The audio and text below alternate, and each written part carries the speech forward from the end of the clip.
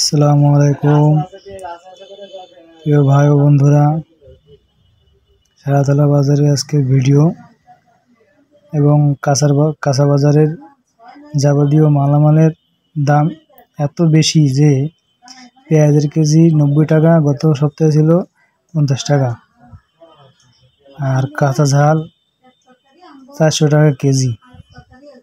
তো এই তরকারির দাম এত বেশি যে কেনার মতন সাধ্য গরিব মানুষের নাই।